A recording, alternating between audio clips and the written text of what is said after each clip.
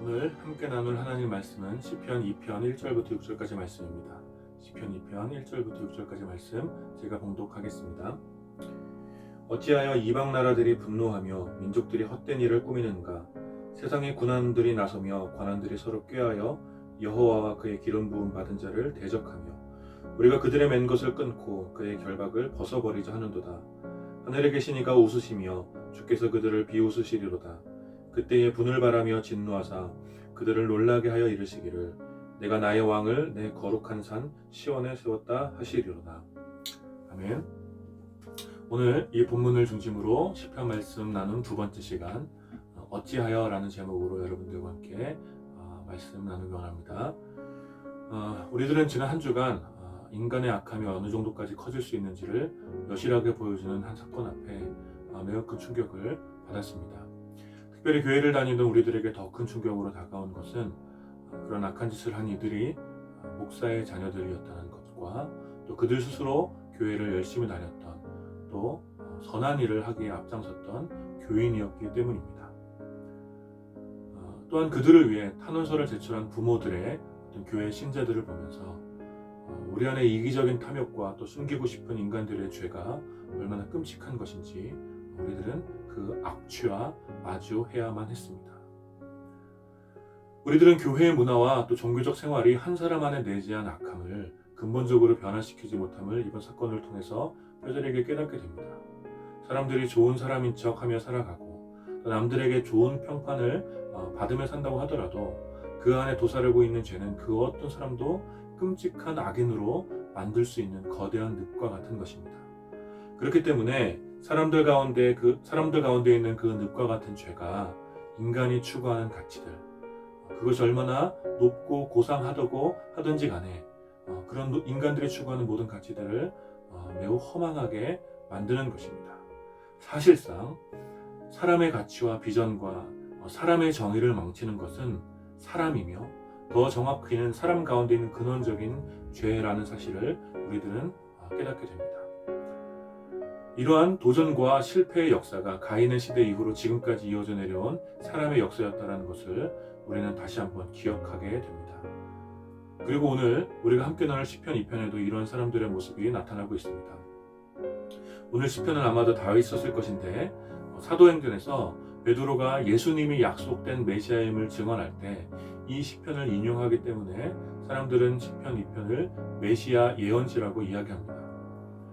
메시아는 하나님의 기름 부음 받은 완전한 왕으로 하나님 나라 회복을 위한 언약의 정점에 서 있는 존재죠.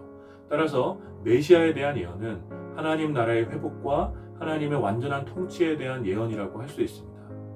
그런데 오늘 이 메시아 예언시를 시작하면서 오늘 시편의 처음은 매우 도전적으로 시작하는 것을 우리는 볼 수 있습니다.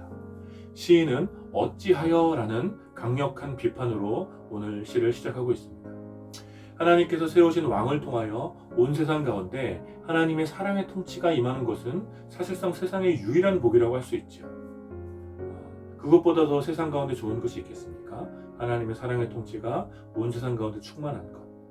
그러나 사람들은 끊임없이 하나님의 통치가 아니라 스스로 왕이 되어 자신들의 세상에서 하나님의 통치를 끊어내려고 합니다. 그것이 바로 오늘 1절부터 3절까지 나오는 이방 나라들과 민족들 그리고 세상의 군왕들과 관원들이 함께 힘을 모아 하는 행동입니다. 그들은 서로 함께 힘을 모으고 꾀를 내어서 여호와의 기름 부음 받은 자를 대적하고 그를 통하여 임하게 될 하나님의 통치와 결박에서 벗어나고자 끊임없이 힘을 모읍니다. 여러분, 바로 이러한 시도가 인류 역사상 가장 어리석은 시도이며 지금도 여전히 계속되고 있는 문제의 원인이라고 할 수 있습니다. 최초의 사람이 에덴에서 탐욕을 이기지 못하여 하나님의 통치 밖으로 스스로 나간 이후에 사람들은 끊임없이 하나님의 통치보다 자신들의 탐욕을 채우는 방향으로 역사를 써내려왔습니다.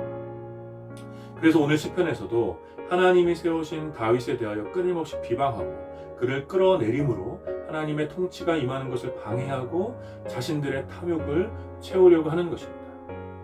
그리고 이 시편이 예언하고 있는 바 먼 훗날 사람들은 친히 이 땅에 오신 메시아 예수를 향하여 분노하며 그를 잡아 십자가에 달려 죽임으로 하나님의 통치 대신 자신들의 이기적인 탐욕을 채우려 했던 것이죠. 그래서 오늘 시인은 자신의 욕심을 따라 하나님의 통치를 끊어내려고 하는 사람들에 대하여 어찌하여 라는 말로 그러한 행동에 대하여 강력하게 비판하고 규탄하는 것입니다. 도대체 어찌하여 그런 헛된 일을 하려고 하느냐? 도대체 어찌하여 그런 어리석은 일을 하는 것이냐? 라며 그들의 행동이 얼마나 부질없는 일인지를 안타까워하며 꾸짖으며 이 시를 시작하는 것이죠. 왜냐하면 하나님께서 세우신 왕을 대적하고 하나님의 통치를 벗어나 자신들의 탐욕을 채우려는 이런 시도들을 하나님께서 친히 바라보시고 계시고 그들을 향하여 비웃고 계시기 때문입니다. 하나님이 보시기에 하나님의 통치를 벗어나 자신의 왕국을 세우려는 시도는 매우 가소로운 것들입니다. 사람들은 스스로 왕이 되고 스스로 고상한 가치를 만들고 더 좋은 삶을 꿈꾸지만 사실 그 어떤 것도 완전히 이룰 수 없는 존재들이죠. 왜냐하면 늪과 같은 사람들의 죄는 그 모든 것들을 집어삼키기 때문입니다. 사람들은 끊임없이 유토피아를 꿈꿔왔지만 인간의 역사가 배신과 음모 그리고 전쟁으로 점철된 역사였다는 것은 인정하기 싫은 인간 본성의 약함을 보여주는 것입니다. 그렇기 때문에 왕 대신 하나님의 통치를 대적하고 부정하는 것이 얼마나 헛되고 어리석은 일인지를 오늘 시편 기자는 어찌하여 라는 말로 강하게 성토하는 것이죠. 그런 여러분, 하나님의 계획은 무엇입니까? 하나님의 계획은 하나님의 통치를 대적하고 부정하는 자들의 역사 가운데서도 한결같이 변함이 없으셔서 그들의 모든 헛된 시도들을 무너뜨리시고 영원한 왕을 세워 열방을 다스리시는 것입니다. 그렇기 때문에 시인은 10절부터의 말씀을 통해 여호와를 경외함으로 섬기고 떨며 즐거워하라고 말하며 이것이 바로 세상의 모든 사람들이 배워야 할 지혜와 교훈이라고 노래하는 것입니다. 사랑하는 여러분, 오늘 함께 나눈 이 시인이 부른 이 탄식의 노래는 어쩌면 오늘 우리들의 탄식과 매우 닮아 있습니다. 우리들의 시대는 거의 모든 부분에서 과거에 비해 큰 진보를 이룬 것처럼 보입니다. 더 좋고 화려한 제품들에 경쟁하듯 사람들의 편의와 만족을 위한 물건들이 넘쳐나는 시대에 우리는 살고 있습니다.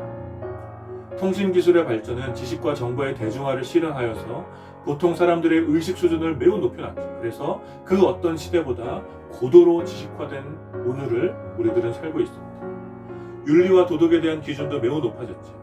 그래서 조금의 흠결이 있는 공인이라면 법의 심판보다 앞서는 대중의 심판을 받게 되는 것입니다. 화려하고 거대한 종교 건물과 또 연예인 부럽지 않게 대중적인 지지를 얻고 있는 종교 슈퍼스타들의 등장은 과거에 비하여 어떤 종교 생활을 훨씬 더 삶에 가까운 것으로 만들어 주었죠. 이렇게 정치, 경제, 문화, 윤리, 종교 거의 모든 부분에서 과거에 비해 더 진보한 시대를 살고 있는 것처럼 보입니다. 사람들이 간혹 과거를 그리워하죠. 간혹 과거를 그리워하지만 아마 오늘 사람들이 누리는 문명의 편리를 하루라도 누리지 못한다면 사실 엄청 불편해할 것입니다. 그만큼 우리들은 오늘의 이 시대에 물들어져 있는 것이죠. 스마트폰이 없어진다거나 인터넷이 끊긴다거나 엘리베이터가 없다거나 세탁기나 건조기가 없다면 우리들의 하루는 아마도 불평으로 가득 찰 것입니다. 그런데 문제는 이렇게 진보한 것처럼 보이는 오늘을 살아가는 우리들이 과연 행복한가 하는 것입니다. 사람들은 더 좋아진 세상에 사는 것처럼 보이지만 사람들은 과연 더 좋은 삶을 살고 있을까요? 세상은 더 좋은 세상이라고 말하지만 더 좋은 사람들은 그만큼 많아졌을까요? 사람들을 행복하게 해줄 수 있는 수많은 기술과 지식과 정보들이 쏟아지는데 왜 사람들은 여전히 행복의 결핍을 느끼는 것일까요? 우리들은 바로 이 지점에서 깊은 아이러니를 느끼며 탄식하게 됩니다. 그래서 우리들은 오늘 시편의 시인처럼 탄식하게 되는 것이죠. 어찌하여 세상이 이럴까? 도대체 어찌하여 세상은 이토록 비참한 일들이 끊이지 않을까? 이러한 탄식이 오늘 우리들에게 있는 것입니다. 그리고 우리들은 오늘 시편을 통해 이 깊은 탄식을 씻어줄 수 있는 실마리를 찾게 됩니다. 오늘 시편이 하나님의 통치를 대적하여 벗어버리고자 하는 그런 시도를 헛된 일이라고 한 것에 우리들은 다시 주목해야 됩니다. 그 모든 것들은 헛된 일입니다. 하나님의 통치를 벗어나 하나님을 대적하는 것이 헛된 일이라고 하고 있죠. 그리고 오늘 우리들은 이 헛된 일의 결과를 마주하고 있는 것입니다. 우리들의 시대를 형성한 정신은 바로 인간의 이기적인 욕망입니다. 자신의 생존에 대한 인간의 이기적 본성이 사회를 끊임없이 발전시킬 것이라는 것이 근현대의 정치 철학과 경제 사상의 근간을 이루고 있습니다. 그리고 이러한 정신은 우리들의 교육과 문화 그리고 종교에 이르기까지 영역을 확대하면서 우리들의 시대의 정신이 되었죠. 당연히 이러한 정신의 배경은 하나님의 통치를 벗어난 사람들의 도전이라고 할 수 있습니다. 인간의 이성과 정신을 신뢰한 사람들은 끊임없이 기술을 발전시켰으며 지식과 정보를 확장했고 도덕과 윤리에 대하여 높은 수준의 기준을 세웠습니다. 그래서 정말 세상은 좋은 세상이 된 것만 같아 보입니다. 하지만 오늘 우리들은 인간성을 상실한 사람들이 여전히 우리 시대에 존재하고 그것도 계속해서 더 끔찍한 범죄를 저지르는 상황들에 직면하면서 과연 오늘이 더 좋은 세상인가 하는 회의감에 탄식하고 있는 것입니다. 기술과 돈이 왕이 된 것 같은 이 시대에 저는 오늘의 시편을 통해 하나님의 비웃음 소리가 들리는 듯합니다. 하나님의 통치를 미신으로 여기며 자신의 욕망을 채우려는 자유를 속박하는 것으로 치부하는 이 시대의 사람들을 향하여 하나님은 비웃고 계신 것입니다. 스스로 자기 인생의 주인이 되어 하나님이 없이도 잘 살 수 있을 것이라고 믿는 사람들에게 하나님께서는 비웃고 계십니다. 하나님의 통치를 벗어나 인간의 이기적인 탐욕으로 세워져가는 이 시대의 정신 앞에서 하나님께서는 비웃고 계신 것입니다. 그리고 지금 사람들에 의해서 사람들이 추구했던 가치와 비전이 무너져 탄식하는 것을 보면서 이 모든 일들이 사람들의 비전과 사람들의 정신과 사람들의 가치가 얼마나 헛된 일이었는지를 깨닫게 되는 것입니다. 그렇다면 우리들은 이 허망한 날들 속에서 무엇을 해야 하겠습니까? 오늘 시인이 그랬듯이 우리들은 어찌하여 라는 탄식에서 더 나아가서 세상 사람들이 참된 왕이신 여호와를 경외함으로 섬기고 떨며 즐거워할 수 있도록 우리 삶을 다시 일으켜 세워야 할 줄 믿습니다. 우선 우리들은 우리 스스로에게 물어야 합니다. 우리가 진심으로 하나님의 통치를 즐거워하고 있는가? 아니면 하나님의 통치를 교회 안에서만의 종교 언어를 이해하고 실제로 나의 삶은 사람들의 가치와 헛된 일을 쫓아 살고 있지는 않은지 물어봐야 하는 것이죠. 사랑하는 여러분, 우리에게 이러한 확신이 더욱 깊어지기를 바랍니다. 우리는 하나님의 통치를 받으며 그 안에 있습니다. 이것이 바로 저와 여러분의 유일한 소망이며 기쁨임을 고백합니다. 따라서 우리들은 하나님 사랑의 통치가 우리들을 통해 이 땅에 어떻게 드러나는지를 기억해야 합니다. 오늘 시편에 약속된 이 영원한 왕 예수님께서는 이 땅에 오셔서 그 영원한 통치를 어떤 방식으로 드러내셨냐면 바로 십자가의 사랑으로 하나님의 사랑의 통치를 드러내셨습니다. 자신을 내어줌으로 사망의 노예였던 또 어둠에 있었던 그리고 자신을 대적했던 불쌍한 백성들을 구원하셨음을 우리들은 기억해야 하는 것입니다. 이것이 바로 하나님의 통치가 이 땅에 임하는 방식이었고 완성될 하나님 나라의 그림자입니다. 우리가 오늘 여기에서 하나님의 통치를 받는다라고 고백하는 것은 또 우리가 하나님의 통치를 받으며 산다라는 것은 그의 놀라운 사랑으로 인하여 그 나라 안에 거하게 되었음을 의미하며 동시에 그 나라의 백성으로 이 땅에서 그 사람의 통치를 드러내야 함을 의미하는 것입니다. 따라서 오늘을 사는 우리들에게는 매우 중요한 도전이 있죠. 하나님의 통치를 대적하며 자신의 이기적인 탐욕에 따라 바벨을 세워가는 이 시대의 정신에 저항하여서 우리들은 끊임없이 어찌하여 너희가 헛된 일을 하느냐라고 물으면서 영원한 왕 대신 예수 그리스도의 사랑의 통치를 보여주어야 하는 것입니다. 이것은 단지 교회를 다니고 안 다니고의 문제가 아닙니다. 우리들의 도전은 단지 많은 사람들을 교회로 데리고 오는 것만은 아니죠. 우리들은 계속해서 단순하게 교회를 다니고 신앙생활을 잘하고 교회에서 목사나 장로와 같은 중요한 직분을 맡은 것 자체가 혹은 교회에서 전해지는 어떤 말씀을 순종하는 것 자체가 그가 하나님의 참된 백성이라는 증거가 되지 않음을 우리들은 요새 계속해서 보고 있습니다. 교회를 다니고 신앙생활을 잘하고 또 기독교의 문화를 좋아하고 중요한 직분을 맡았다고 하더라도 그가 여전히 이 시대의 정신에 따라 이기적인 욕망을 추구하고 자신의 권리만을 주장하며 자신의 행복과 만족만을 따라 살아간다면 그는 하나님의 통치 아래에 있는 것이 아니라 세상의 이 시대의 정신 아래에 놓여져 있는 것입니다. 하나님을 경외하고 두려워하기보다는 자기 권리와 욕망이 채워지지 않는 것을 두려워하고 하나님을 섬기며 즐거워하기보다는 자신의 소유와 성취로 즐거워하는 삶은 명백하게 하나님 백성의 삶이 아닌 것입니다. 따라서 우리들은 진정으로 하나님 사랑의 통치를 즐거워하고 하나님 나라의 백성으로 거룩한 삶이 무엇인지를 선명하게 우리 삶을 통해 증명해야 합니다. 사랑하는 여러분, 하나님이 비웃으시는 헛된 일에 여러분의 마음을 빼앗기지 마시고 우리의 이기적인 탐욕을 잠재워 하나님의 사랑의 통치 아래 거하게 되기를 축복합니다. 우리가 이 시대의 거대한 악에 저항하여 빛이 되고 소금이 되는 방식은 예수 그리스도의 사랑의 통치를 드러내는 것뿐입니다. 이것이 바로 우리가 하나님의 사랑의 통치 안에 거하는 하나님의 백성이라는 증거가 될 것입니다.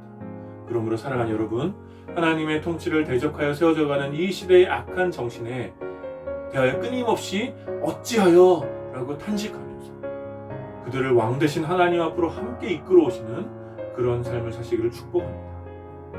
이 세상 정신이 인간의 이기적인 욕망이라면 우리의 정신은 모든 것을 내어주는 사랑이 되어야 합니다. 사랑하는 여러분, 이 악한 시대에 우리들은 하염없이 탄식하지만 이제 그 탄식을 넘어 예수 그리스도의 사랑의 통치를 살아내는 이번 한 주간이 되길 축복합니다.